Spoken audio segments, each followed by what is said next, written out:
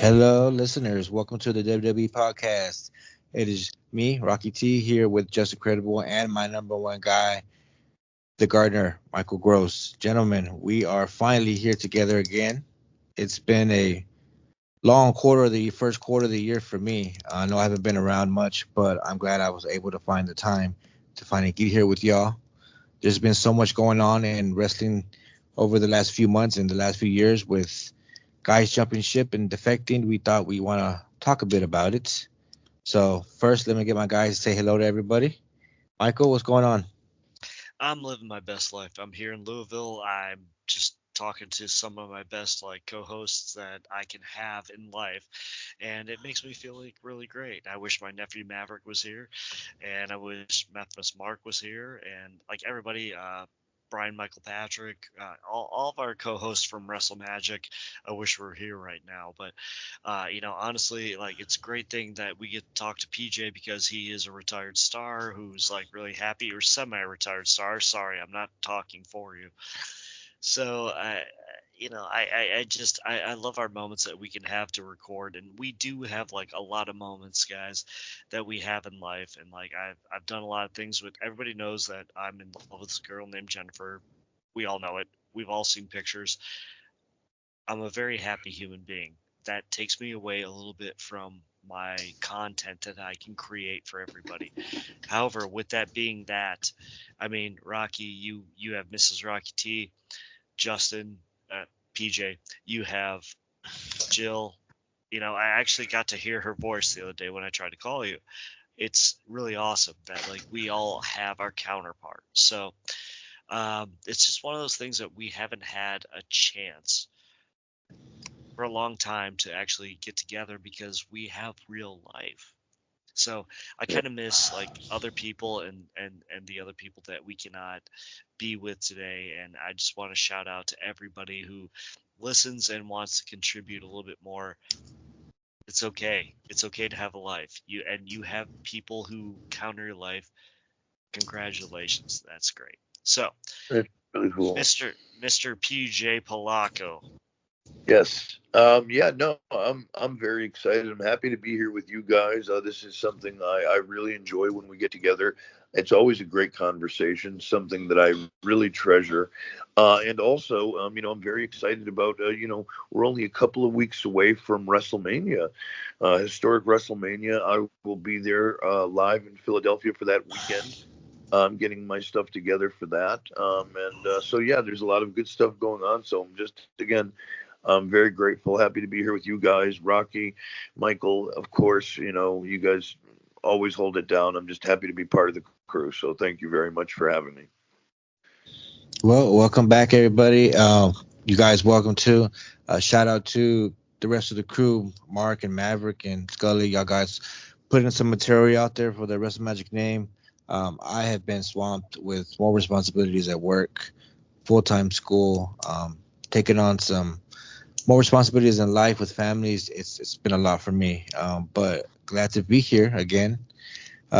Michael, I know I've been out of touch. I'm sorry. It's just I don't even have time to watch wrestling live anymore. Like we're always watching it on delay. The only live show I think I've caught this year is the one Raw. Was Raw that I went to last week with the Rocky T. Yeah, listen to this, PJ. So he can't go see anything, but he was at Raw. Come on. Yeah, that's not a bad deal, right? Yeah, so we had tickets for months, but that's the only time, man. Just I had to cut out the time to actually get out there and do it, and it was worth it. So let's go ahead and get into it. There's been a lot going on the last couple of years with guys jumping ship from WWE to AEW, and throughout the Indies and from Japan. The biggest news of the year was CM Punk jumping over. We know how that pretty much turned out. His return to AEW had a significant impact on wrestling business in several ways when he finally returned to wrestling a couple of years ago. And that's really what we're here to talk about is the guys who changed the ring, defectors who changed the ring whenever they jump ship to another company. Did they have an immediate impact, long-lasting impact? Well, the guys that we're going to touch on did. With CM Punk, when he finally returned, as soon as he returned, he boosted ratings. boosted ticket sales. His star power drew in a considerable amount of viewership to AEW programming, resulting in higher TV ratings and increased ticket sales for live events. There was increased competition in the ring. His return intensified the competition between the AEW stars, providing wrestling fans with, an alternative again to wrestling. He heightened fans' excitement. He elevated the talent and storylines that he was in AEW, and he put over some of the talent and gave back to the business while he was there. And he expanded reach and media coverage. It doesn't matter where this man goes, whether you're talking about him in a good light or bad. He's changing the ring no matter where he goes. Is this true? PJ, I'm gonna give. I would agree. He's my twin. Yeah. He's a little bit younger, but yeah, he's my twin. And to be honest with you, I mean, he is a great in-ring worker. And his heir to the throne, and people are gonna hate me, is Finn Balor, but they just won't give him what he needs to have. The fact is, you wouldn't have All Elite if you wouldn't have the Bullet Club. The Bullet Club was formed by Finn Balor when he was Prince Devitt. And that was an absence of a presence of a person who was going to be the voice of the voiceless. And it was the voice of the indies, the voice of the something different. Okay? That's why I thought it was really funny on the first night that Punk comes back. They had like a little handshake between the two of them. But I do believe that, like, CM Punk, no matter where he is, what he does in wrestling, MMA, I mean, he even said, he's like, yeah, I sucked at it, but you own it, you live it. He still puts asses in seats, and he sells out more stadiums than a lot of people do right now. And a lot of, you put CM Punk on the marquee and you put the Miz on the marquee. Well, I think I know who's selling the place out and who's the B market. So, it all comes down to, I really think that there's there is a ton of gas in this tank left. And if we get 2 great years and then he retires over to any kind of commentary or something like that, I'd be happy with that. But that is like a big thing. Like when he came back, that was big. It was big when he came back in 2021 on AEW. That was landmark, like huge. Now, while this is big and I want to talk to you about this, PJ, I also want to talk to you about, what do you think was the biggest when you were growing up, because we're about the same age, like the biggest thing that you saw on TV, like, holy biscuits, this person's here? Wow. Well, that's loaded. Hey, I'll just really quickly give my comments, or real quickly just talk about CM Punk. I mean, he's a once in a lifetime kind of a person, and he did something that's very smart. He went away for a very long time, and I think he realized, and as we all realized, if he's not going to come back now, when? And I think a lot of people are in that situation. I think Adam Copeland was in that situation. Many others. I mean, you can go up and down the list. I don't want to spend too much time on that. But now was the time for him, because I believe he's my age or maybe a bit younger. I think he's 48. I'm 50. So if you don't do it now, when? So it was a perfect timing for him. And it's like that last of the generation. And people want to see that, and they show up for it. And what was the second half of the question? I'm sorry. That you wanted me to answer about other people coming that mattered during my era. Like, yeah, well, let's talk about, like, you were active. Yeah. You were Aldo at that point. And then so we have everybody trying to, like, WCW could pay them. They couldn't use them the right way, but they could pay them. So what was it in your head that you saw somebody and you're like, whoa, they left? Yeah. Or a moment that you're like, whoa, like, wow. For me, it was, and this is going to sound very basic, but it was when Hulk Hogan left WWF, probably the most historic run in that company's history. He started everything when he beat the Iron Sheik in 1983 for the WWF title, all the way up until 1992 or so, when he finally showed up in WCW. To me, that was a game changer. It really just kind of like, it was one of those things where I never, he was somebody that was so branded and so identifiable with the WWF. It was almost weird to see him, in WCW television, because they do things very differently. They tape their television is very differently taped back then. It was just a different presentation. So it was just very, very weird, but interesting. And I thought, to me, that was probably one of the most iconic ones of jumping ship as far as big names go, for sure. Okay. So what about you, Rock? Because I'm going to go last on this one. So for me, I was young whenever Hogan jumped, and the significance of him jumping wasn't paramount for me until my later teens.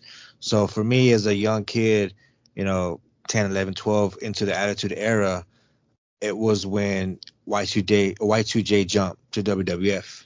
That was the first big one for me, where I was like, wow, right? That was a great jump.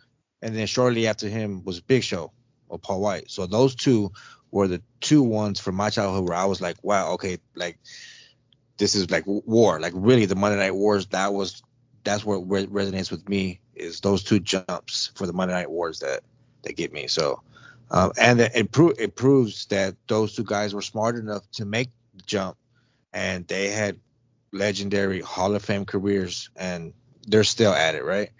But those were the two for me. So I'm going to go back into syndication. So I remember, like, PJ, you'll know a lot about this. The fact that, like, when somebody was leaving a territory, and I get to watch the death of the territories as much as you got to go into the death of the territories. It's a sucky thing, but it's the truth. You got to see, like, fabulous superstars, and then all of a sudden they would show up on one of the big two, and they would be repackaged as somebody else. But you'd always see them doing the favors on the way out. Am I correct? 100%, yes, sir. Yep. And so I just remember, like, seeing people, like, doing the favors, like, going and stuff like that. And then I remember watching when the NWA and WCW merged, kind of thing. There was no Ric Flair. And then Ric Flair showing up, and it was on a Saturday morning show. Bobby Heenan holding the NWA belt. Ric Flair next to him and saying, "This is the true champion of the world. This is the actual lineage." And Bobby, that's one thing. Like, there's 3 people who can cut a promo on you that will cut glass. It's Bobby Heenan, Paul Heyman, and Jim Cornette. Yeah. And he basically said, like, this is the true champion. And then they had to digitize it after that because it wasn't approved by the NWA, which, barely exists at this point. Sorry, but it's true. And so with this all happening, that to me was the first major defection. I knew he wasn't on TV, but he did not do favors. He was Ric Flair. He was the champion. He did not do any favors. He had a dispute. So that dispute was bigger than anything else. So you take the guy off TV for 1-2 months, and then all of a sudden he shows up on the rival's company. That's a pretty big thing. But it's more than a big thing when he has the championship belt of the other company. So that was the first incredible defection, I think, unless you guys have something else. Well, I think we might. I mean, it's probably, we know it's regurgitated information, but I think the defection that made the wrestlers the guaranteed money, we have to at least mention Hall and Nash, because that was major, and those guys, those guys defected in WCW, getting some creative control and getting that guaranteed money. that's what changed the financial side of the wrestling business, forever. Well, actually, Rocky, I can go into specifics. Yeah, that'd be great. I know for a fact that Scott was making, as Intercontinental Champion, he was making about $250,000 to $275,000 a year for the WWE. Okay. And Kevin Diesel at the time was making about $350,000 as the top guy. And I mean, business was down, and people don't remember this was before guaranteed contracts were really a thing. And in WWE, everyone, including myself, we all had the same contract. It was we signed a 3-year deal, all of us. And if you go on YouTube, you could ask the question, and they'll say the same thing. You got offered 10 dates per year at a minimum of $200 per date, and the rest was all incentive based. So you really had no guarantee other than $2,000 a year. At 10 appearances at $200. The rest was incentive. So that's what Scott was making, and that's what Kevin was making. So when they jumped ship, they went from making between $250,000 and $350,000 a year to $800,000 to $900,000 a year, respectively, and that's when the game changed. In that aspect, because that guaranteed money started to matter. The business started to change, and it was a big deal, because it's when you're on the road as much as we were in the WWE, and you're again, you're calling home because you're on the road so much, and this is pre-cell phone, pre-social media, and your wife's opening up your checks and she's telling you, oh, we only got $200 for Cleveland, and you're like, what? It's like every check was different.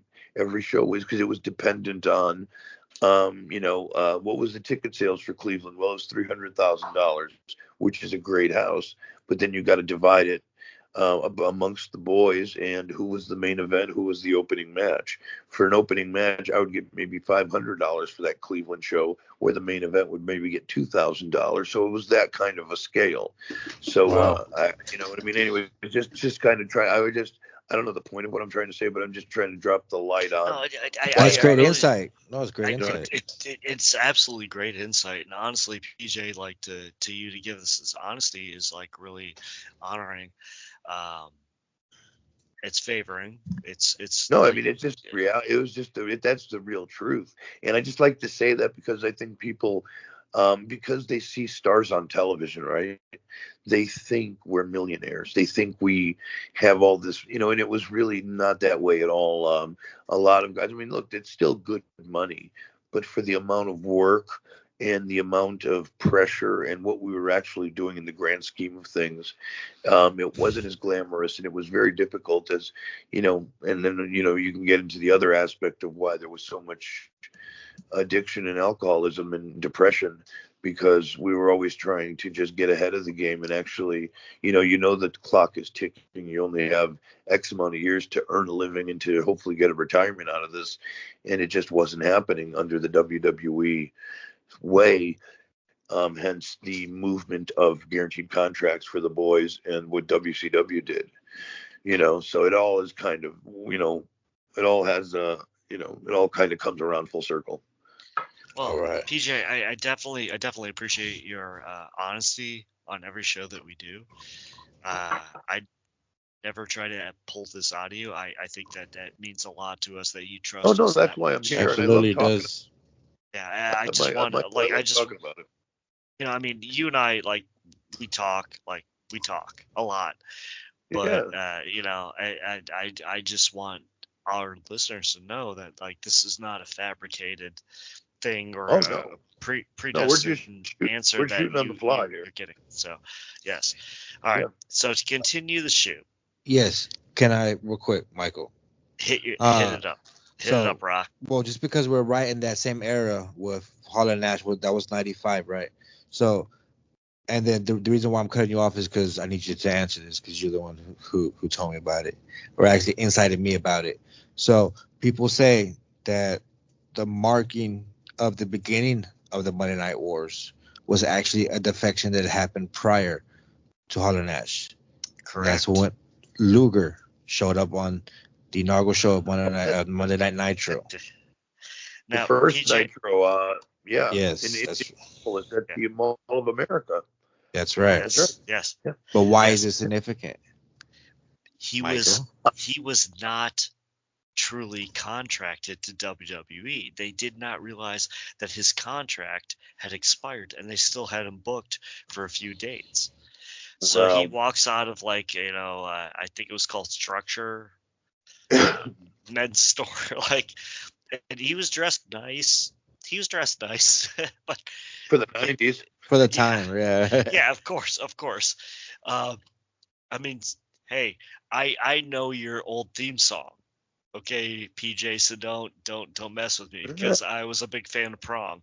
But so he comes out, and it's like he's supposed to be on the U.S. Express or the Lex Express going across the United States that nobody cares about, and he was still booked for like 2 or 3 more dates.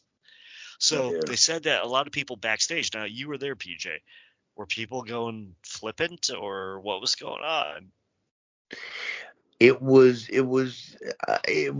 man, back then, nobody really knew. We were watching this stuff in real time. I do remember this. What I remember is when this started to go down, there was literally a monitor with Nitro on, with full sound, like literally somebody had, got a cable feed, and we were watching the show as it happened. And a lot of times commentary was being done. And we're getting into the Monday Night Wars again, but like stuff was being like said or done just to combat what they were doing. Like we were hearing it, and then we would probably get it through the headsets to the people at ringside. Like they just said this shit, or excuse my language, they just said this stuff. Let's combat it with this stuff. So a lot of it was just very much unplanned, touch and go. A lot of times we didn't realize, with these surprises and these things, it was really it's unparalleled of how much of a shoot or surprise style improvisational thing that it really was. So with that being happening, so were you ever groomed by Eric Bischoff? Me? Yeah. No, not directly. No, not directly. Again, it was never a real. The only opportunity I was given, and I always say this, was in 1997. I was still Aldo. It was the dying days of Aldo. And I basically went to Vince, and this was around the summer of 97. I went to Vince and I said, look, I'm kind of coming up in my ways. I'm becoming a good worker, a good performer. This character is not, it's reached its peak. I can't do any more with it. He knew it. Everybody knew it. And I said I wanted to do something else. I didn't see the opportunities. So I still had a year left on my contract.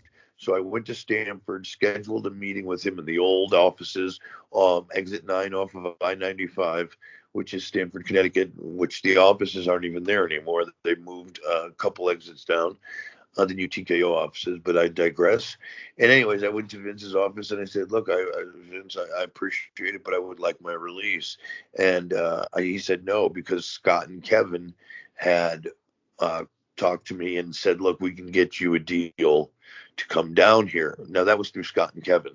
And, the contract tampering, you know what I mean? I was just going through what my buddies were saying, but I never had spoken to Bischoff or any official person.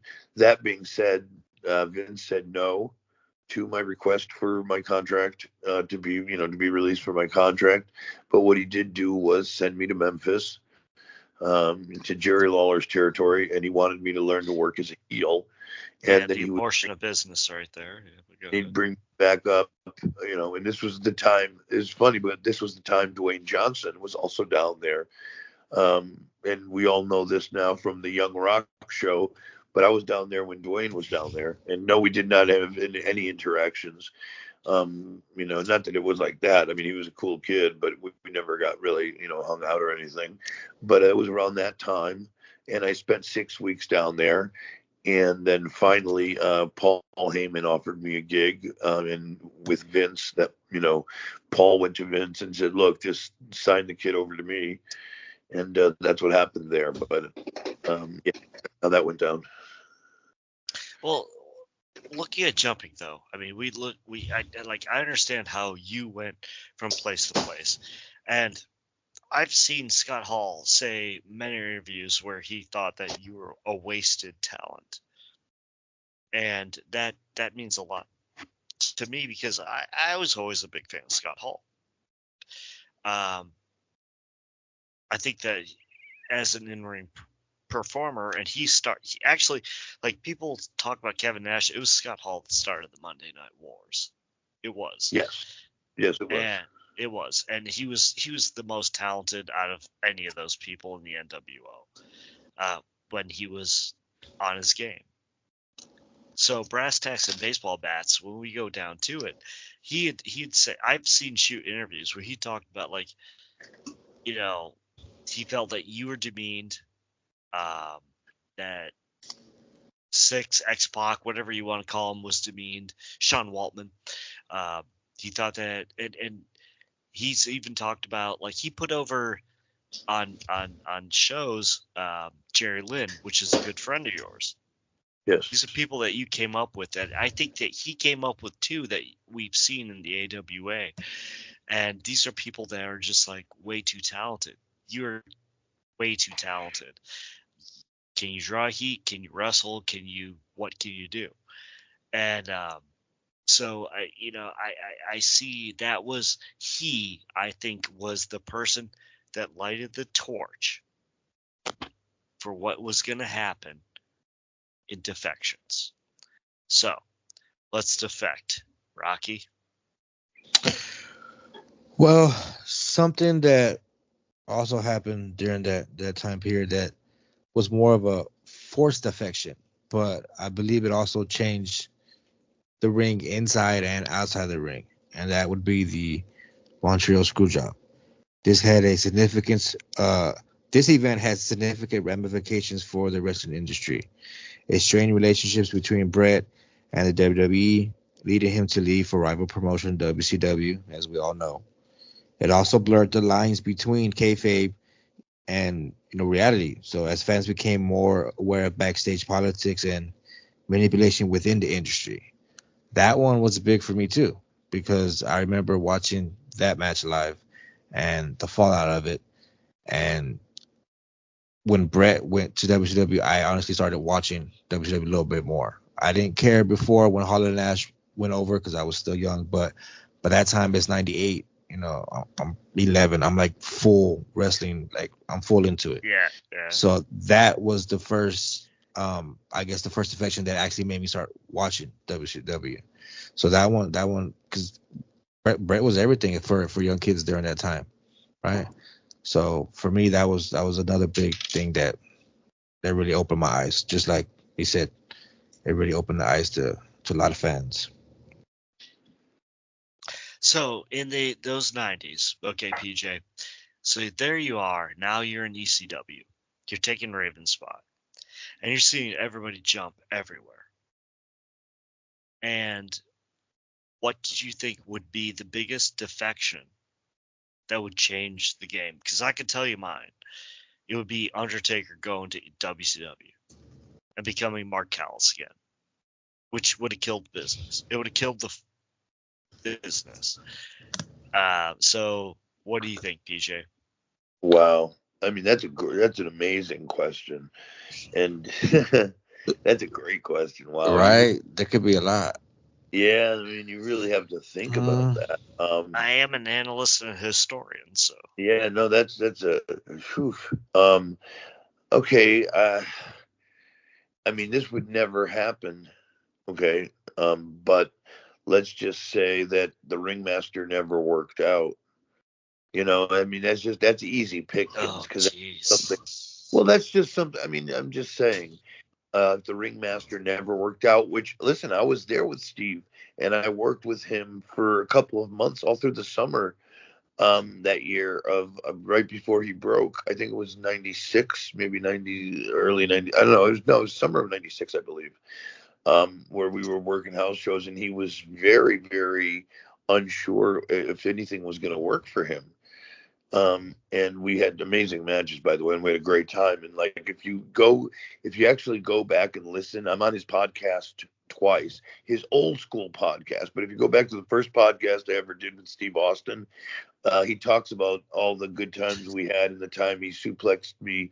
I believe it was 10 or 12 times on some tent show in the WWE in Rhode Island. But anyways, and if that Steve Austin, that version of Steve Austin never got over, and maybe he went to Japan, or you know what I mean, if he never got that opportunity, whatever happened there, with that would have been a big one. That would have changed the industry forever. So I would say that. Because that could have happened very easily, dude. Because it was literally like Steve took a chance. Like, it was very much a fluke that Stone Cold came to be.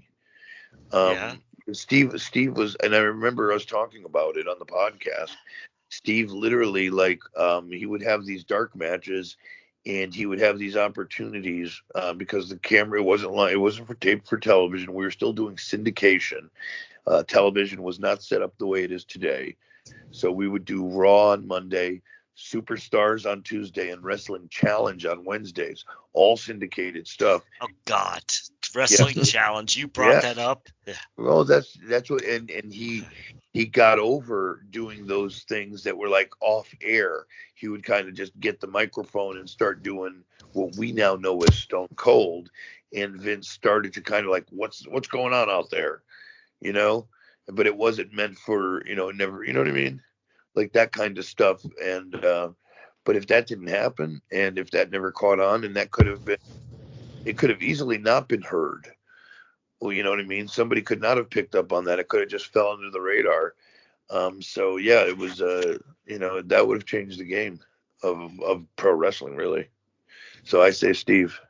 I feel like I should know more about this. I think I've just drawn the blank. But well, let's look at some of the weird defections that we had during this Monday Night Wars. Like Ted DiBiase, nobody cared because he wasn't wrestling anymore. Nobody cared. Nobody cared. Macho Man. The one, right. Yeah. Well, Rick Rude. Well, he was already over there. Like it was a timeline. That was a defection. Like it was a timeline. And Rick came from ECW too, straight there from. That's what I want to bring up. So I talked to Rock about this the other day. Yeah. So this is very cool. Rude is the only man to be on 3 television, 3 promotions in 1 week. That's wild. Is this correct? So he was down there with you guys in ECW. Yep. Which I don't mean to say down there with you guys because that was the best promotion. No. And he was living it up because he's Rick goddamn Rude. Shows up to be the enforcer for, DX. And then the next night he's on Nitro. And I love the fact that he made sure that he had a beard on Raw, but he was clean shaven on Raw, but had a beard on Nitro, just to show it like we don't, we're live. We're live. Yes, yeah. I love Rick Rude. I miss Rick Rude. Rick Rude what a great dude that guy was, man. Yeah. He was a trip, dude. He was such a cool dude.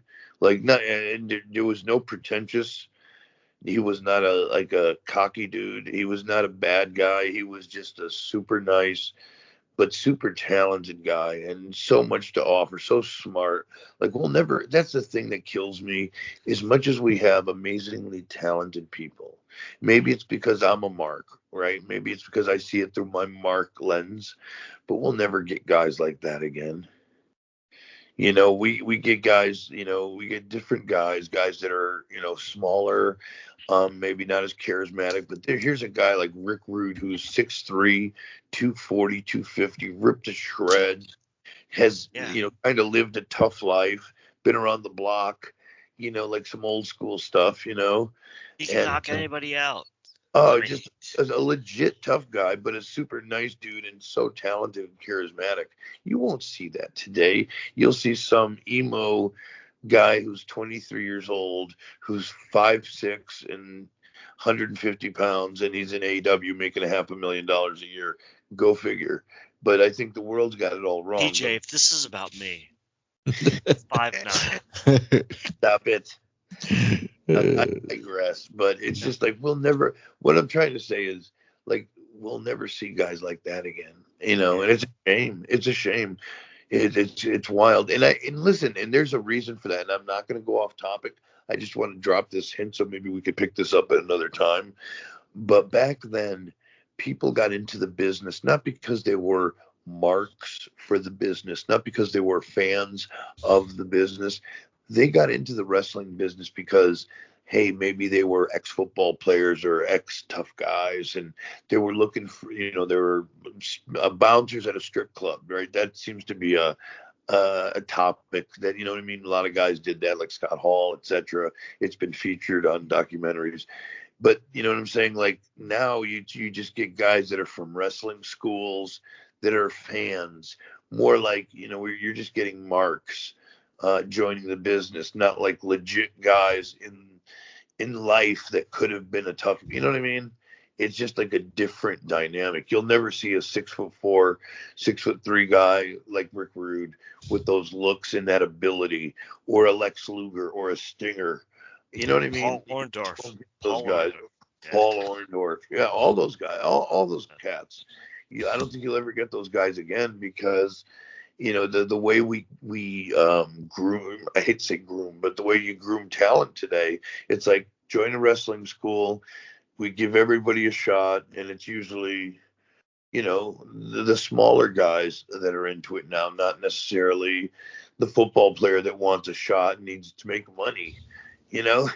It's more of a, like, I'm a mark for the business. Let me try to make it, where back then it was like, hey, I'm a tough guy. I'm an ex-ball player. I need a job. I need to make money. Let's go, And I'm not saying one is better than the other. I'm just saying it's a different dynamic, if that makes sense. No, that totally does make sense. Yeah. Michael, Absolutely. where do you want to move to next, Michael? Well, let's talk about the 90s and the ratings war. So, PJ, we're going to put you on spotlight on this one. So everybody's jumping back and forth. We have Jeff Jarrett jumping back and forth. It did nothing. I hate to say it. I love Jeff, but Jesus Christ. Great performer. It didn't do anything. Bret Hart.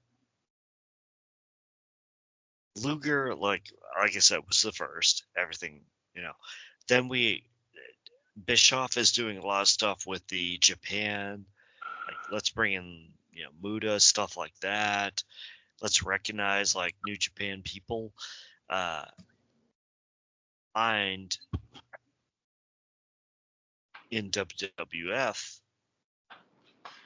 you're there. You're doing Aldo. You're doing everything you can to be in USWA. But now you're getting all the ECW people that they think that they can control, like Doug Furnace and Phil LaFon. Yep. I remember. I love those guys. You're getting, like, a lot of people, like, you're getting Rob Van Dam every once in a while, but you're still not part of it. You're still backstage. You're still seeing a lot of stuff, and mostly from the ECW stuff. And so we're seeing, like, so many jumps back and forth. Jericho, I think, was more heavy. I think they always say that Jericho's debut in the WWE was bigger than any debut in life. So what do you think about that? The one. Go ahead, Rock. No, like I said earlier, that was the first one for me as a young wrestling fan that impacted me. Seeing another star come into WWE, being a true hardcore loyal fan of WWE. Just I knew Nitro was there, but never paid attention to it. But when Jericho came over, that it was significant for me, and I'm sure there's a lot of Jericho fans out there that it was significant for as well. It was pretty amazing. Like, we all knew it was going to happen, but there's you're gonna know it's gonna happen, and is it gonna be good, or is it gonna happen and is it gonna suck? And WWE, WWF at the time was pretty good as it's gonna suck, and it was probably the best debut of all time. I cannot think of a better debut. Might be And subjective, but then, tell me, what do you think? I'll pretty much give it my little synopsis about that. But you were trying to pass the question over to Justin there about it. Anybody, take it. Well, I mean, I'll say this real quick. The reason this is I'm just trying to go back and it's a long time ago, but to me, it was all about the setup. You know, we're going into the year 2000. As a society, we were all kind of freaked out about, what happens in 1999 when the clock switch over. I mean, Y2J, or Y2K, I should say, the actual thing where, we thought there was going to be a virus and all of, humanity as we knew it, computers and all this shit. Who knew? That was a real concern at one point. The media made it out to be, anyways. So I never bought into it, but anyways, I digress. So it was just the way they just built it, and we all knew. This is again the early, and this has a lot to do with it. The very early days of internet wrestling, the community, the internet wrestling community. We all knew Jericho's contract was up. We all knew Jericho. That was Jericho. Yeah. So I think fans were very excited, and this was kind of like the first real time we got to see somebody on a huge scale when wrestling was at its biggest, right? We had weeks and weeks of build with the clock and the countdown. It was just perfectly, you know what I mean? The way that they made it happen was just brilliant. It was very brilliant. And then of course Jericho was just ready to go as always. He was always a great entertainer and a great figurehead. And what should I say? Just a great character. He always never short for words, never short on entertaining. Right. And boom, and when the clock struck down, and it was just perfect, dude. It was, and I mean, it didn't even, no disrespect. It didn't have to be Jericho. Could have been anybody. The way they set it up was brilliant, and I'm not saying it would have been as big, but of course, and Chris had a lot to, 80% of it was Chris, but still the way they did it was brilliant. The setup, it took months of, the teasing, right? Remember the tease? They would just, very, we don't see that anymore. We don't get that anymore. And that's what fans love. Listen, the only thing wrestling fans love more than like an amazing title change or a big huge match with some big ramifications is a surprise. Somebody jumping ship, and that's what we're talking about here. And to me, that was one of the biggest ones. Because when especially somebody like Jericho, who really helped create the cruiserweight division, him, Malenko, Benoit, Ray, Mysterio, all those cats. So let's talk about that for a second, because the big jump in the big thing was like Luger. Like, who cared? Because he did nothing in WWE. But he was still a big name. But he was still, I get what you're saying. Yes, and you're 100% right. And you're 100% right. So he shows up. Year 2, we have Medusa putting the women's belt into the garbage. That was significant, yeah. Yeah. So then we have year 3, Scott Hall, and weeks later, Kevin Nash. I get it, but I don't think all those defections really paid off. Because you had two people, Scott Hall and Kevin Nash, really killed the business. My brother Kayfabe wrote the end of WCW. On the last day, it should have been Scott Hall and Kevin Nash walking up to Shane McMahon, who was buying it and being like, "Well, we couldn't kill everybody, but we basically bankrupt the company for you." That would have been perfect. That would have been a perfect. Ooh. That would have been great. Yeah. Yeah. That would have been fantastic. Could you imagine? It would have been perfect. And then they just smile and just wave bye-bye like Tommaso Ciampa. It's just bye-bye. Yeah. And we're going to go collect paychecks. Say something like that. Be complete douchebags.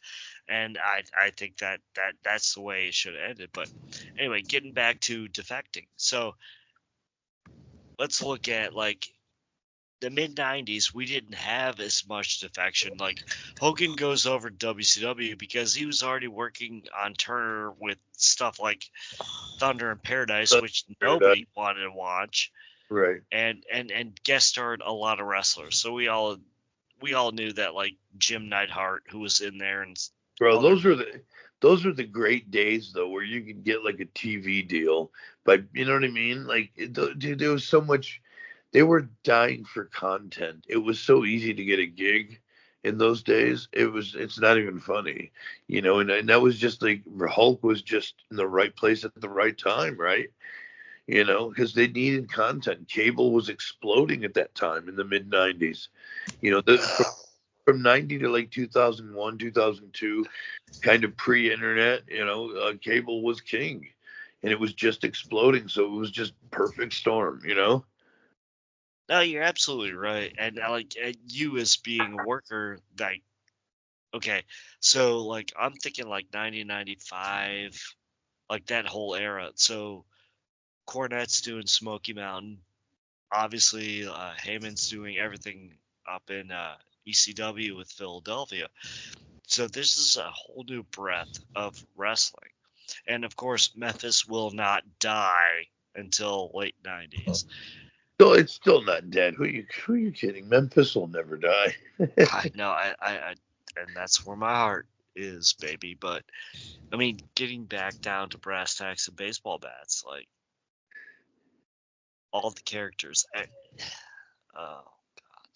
And Memphis had a great opportunity, though. That's one thing that Memphis had a great, and it still does, and it always will have this spirit of, everybody still travels. If you want to make yourself in this business, you always go through Memphis to this day.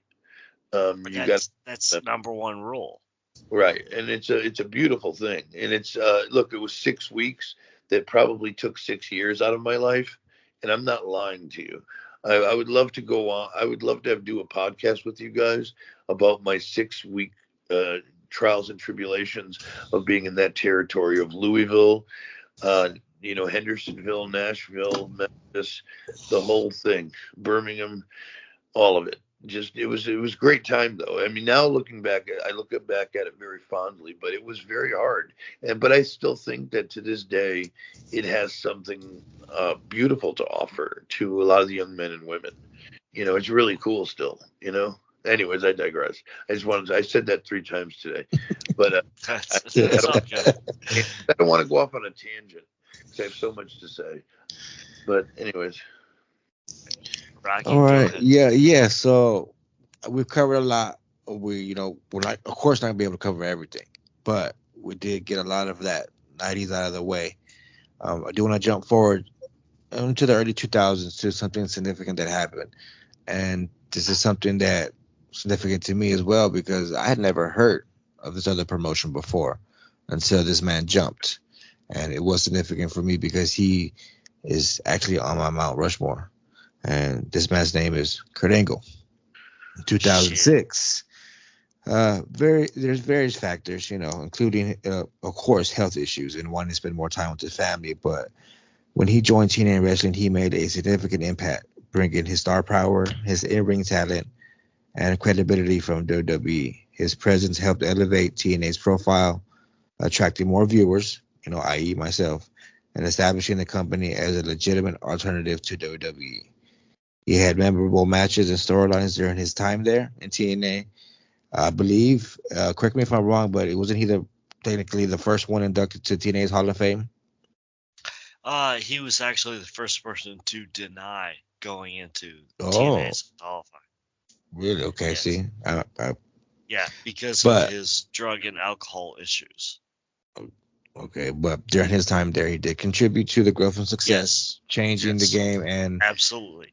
That's whenever I was really getting into the dirt sheets online. I was like a junior, high school senior, and that's when I was in the dirt sheets. So I knew what was happening, and I had never heard of TNA before. So I started doing some research, started watching some videos. I discovered AJ Styles. I discovered Samoa Joe. All the talent over there. So when he jumped, I remember earning money myself to pay for TNA pay-per-views because my dad we were already paying for WWE pay-per-views, and he didn't know he couldn't justify paying for it because he didn't know nobody. So I would pay for it. I'd give him money to pay for the TNA pay-per-views, but that was after Kurt jumped, and that was very significant. Well, Kurt jumping, Christian jumping, it wasn't really jumping. It was, WWE didn't see anything in anybody, but that wasn't like big to me. Like WCW jumping and Jeff Jarrett like going back and forth.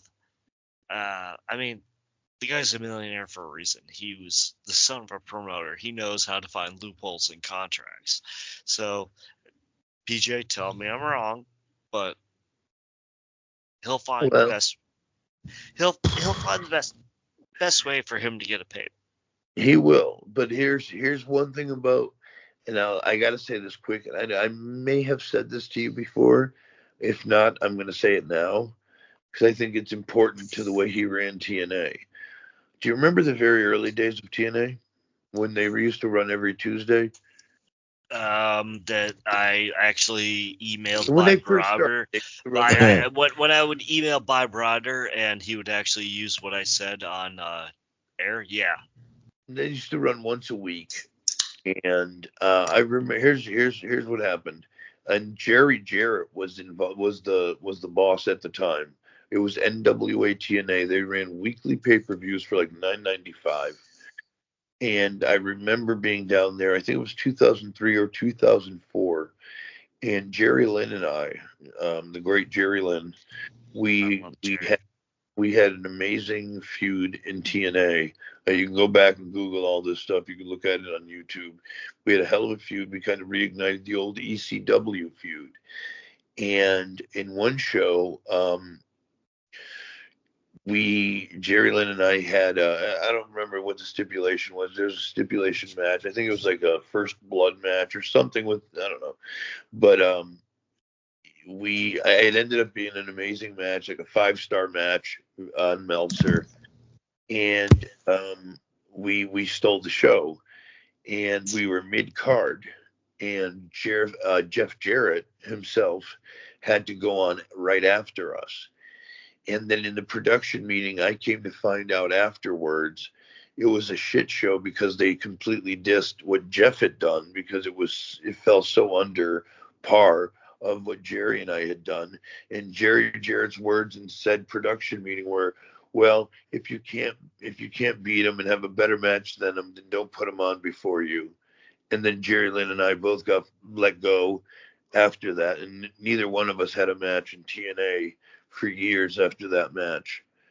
So that was the problem with Jeff Jarrett, because he was trying to not only I get booking yourself in the right position, but he was not delivering. And there were so many young talents, not just myself or Jerry Lynn, but the Samoa Joes and other, great talents. And he was effectively trying to bury those guys already. And, and again, I just had to say that because it's always been a little chip on my shoulder that a lot of people never hear. But yeah, that was real. Well, I'm glad we're actually getting this out and we're airing it out. So It's a nice little snippet. No, that's good stuff to hear, though. It's real.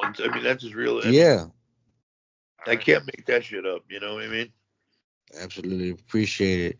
All right, fellas. So we are closing in on our time that we set here, but it goes quick with you guys. It does. I think we're gonna have to swing back with the part 2 of this, but definitely. to end it real quick, I do want to ask, since we did have, I guess, would y'all consider Jade Cargill a defection? No. Just no. Okay. I personally know. Well, the only reason why I do is because she's homegrown with AEW, and I think I consider any homegrown talent that moves companies would consider that. But since she didn't make an immediate impact, that's what kind of gives me on the fence about it. So far, she's done 2 things, Jack and shit, and she's left town. So. Yeah, so I don't really know about that girl. But one thing I do want to ask y'all, who is somebody that you would want to see defect? Either way. Ooh, that's a spicy one.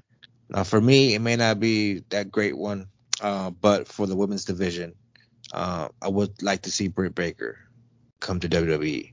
A healthy Britt Baker. Yes. I would agree with that. For me, I'm going to go with, you said go both ways, right? Either way, yeah. I would take Bianca Belair and put her in AEW. Huh. Okay. What on earth would she do over there? Make a women's division. She would drop everybody. But seriously, it would create a women's division better. And if I brought anybody over, it's. You got Buddy Matthews. Yeah, we saw him on UFC television recently, didn't we? Yeah. So if that's any kind of foreshadowing, maybe comes in fruition. Aleister Black will be back too. So PJ. Yes. So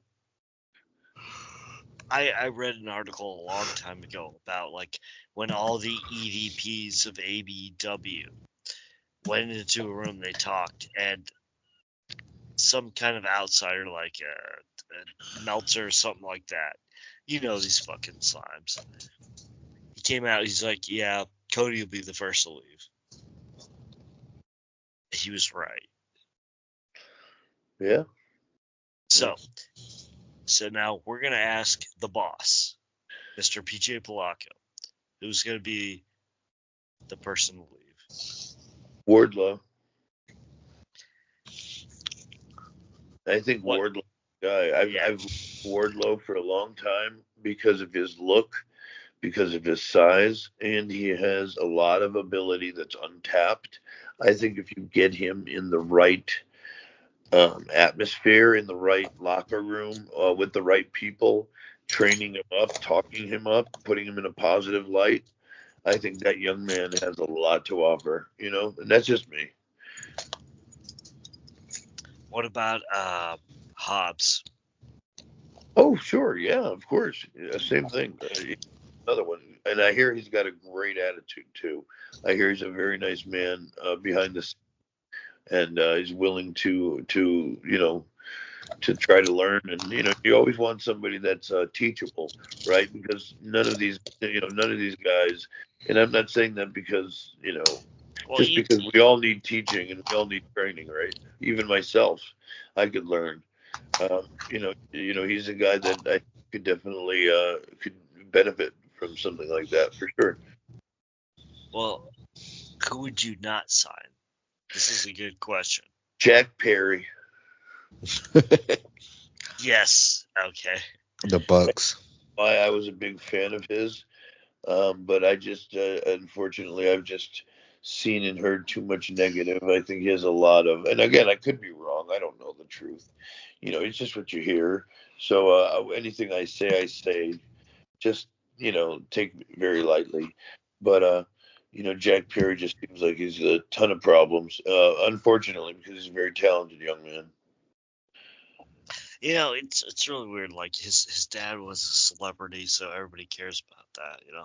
My father. Well, was I think he has a chip on his shoulder because of that. And from what I heard his dad was pretty amazing as far as trying to help his son stay humble and try to do it the right way. But unfortunately, when you don't have somebody in your life that grounds you, you can kind of lose that real quick, especially with any kind of fame or money. So I think Jack Perry thought his shit didn't stink, but unfortunately, he made a bunch of mistakes that we could see, and it's a shame, and it's not like it's unfixable. Of course, it's fixable, but just have to stay focused and just. It's amazing. I always was taught in my career, just be humble, respect everyone, work hard, and the right things will come to you. That's how I was taught, and I still believe that. And unfortunately, sometimes it doesn't work these days. I hope I'm wrong, but I just think Jack Perry is definitely one of those guys. Wow. All right. So, you want to acquiesce to a second? Yeah, I think we're gonna have to. We're gonna have to swing it back with the second. I feel like I had to skip over some of my notes here just because we steered off a different direction. So I'll definitely put in something together for that. We're gonna have many more defections. It's gonna happen. We're gonna see all the wrestlers who defected to AEW come back. When you got guys like Christian and Edge and Jericho, these guys have to come back for Hall of Fame inductions. It's like it's gonna happen. I don't think we would consider that a defection. That's more of like a homecoming. So, yes. But it's still gonna happen. But yes. Guys, it was a pleasure again. I'm sorry, I don't mean to apologize too much, but just life has taken over. But you never apologize. We will grow in life. Yeah, that's all we do. It was great getting with you guys. For the listeners, Rocky, it's always a pleasure. For the listeners, Rocky T007 on the X. If you're going to reach out at any time, we're always there. We're always listening. To all the listeners on the mailbag, guys, I'm always listening. I'm the Captain 144 at on the X. Exactly, at the X. At Twitter, whatever you want to call it right now. Yeah, and Justin, remind everybody what's going on with you with WrestleMania weekend one more time, and how to reach you. I will be at WrestleCon, WrestleMania weekend. Just follow me both. You'll have all the information you need on X, aka Twitter, and on Instagram, just at PJ Polacco. All the information on WrestleCon and my appearances for WrestleMania weekend will be there. So just check it out, man. And thank you guys for just letting me be a part of this wonderful podcast, guys. Michael and Rocky, I really appreciate you guys, man. I really enjoy this. So thank you guys. All right, man. Good to hear from y'all, and we'll be in touch later, everybody. All right, everybody. Great. Thanks for listening to the WWE Podcast. Don't forget to subscribe on your favorite podcast app so you don't miss a show, or head to WWEpodcast.com. And for all of these shows ad-free, head over to patreon.com/WWE Podcast. Until then, we'll see you next time.